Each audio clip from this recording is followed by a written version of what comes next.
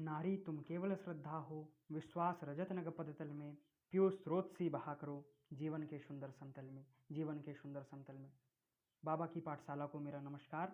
मैं ओम शुक्ला माँ नर्मदा के पावन उद्गम और अमरकंटक के समीप कोतमा से मध्य प्रदेश का निवासी हूँ।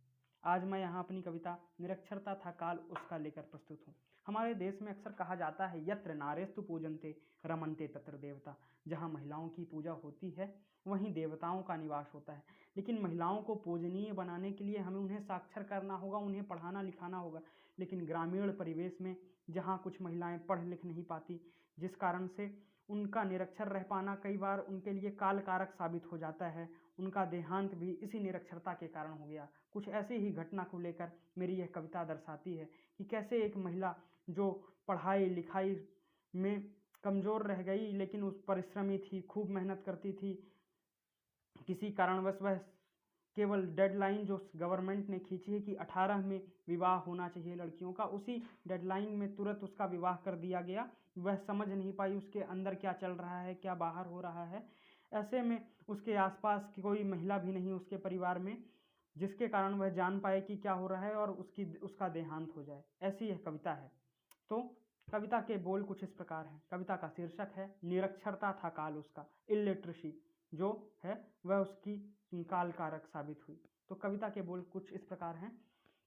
नारी थी वह भारी थी, वह रानी लक्ष्मी की अवतारी थी, वह 8 में से 7वें की भागीदारी ही थी, वह 8वें भाई के वत्सल की पुजारी थी, वह खेलती थी कूदती थी दुख जमकर झेलती थी, मातृवत्सल जानती थी पितृ भय से कांपती थी, स्कूल गई 8 तक ही पाठ था किताब तक ही, पूस में भी जागती थी स्वर्ण अन्न ताकती थी, देह से वह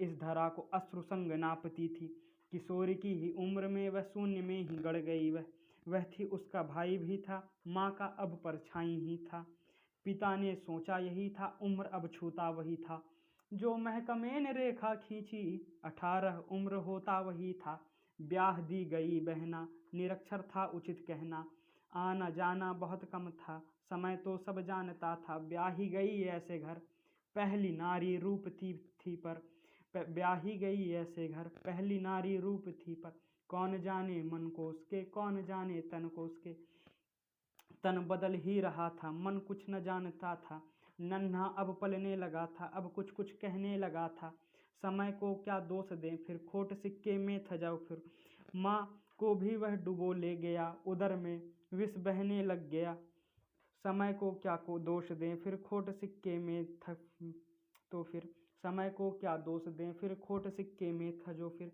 निरक्षरता था काल उसका दोष दें समाज था जिसका, एक नन्ही जान आते आते अब रह गई थी, परिवर्तन की चाहत मन में उमड़ने लग गई थी, साक्षर हो समाज करना था आह्वान इसका, काल कारक का नाम अब सुनना नहीं था। काल कारक यानी निरक्षरता, ऐसी निरक्षरता जो हमारी बहन बेटियां एवं माँ जो होती हैं उनके देहों में ऐसा विष ले जाए और यह निरक्षरता किसी का काल साबित हो जाए, ऐसे निरक्षरता को हमें इस देश से हटाना है। इसी के साथ जय हिंद, जय भारत, जय हिंदी।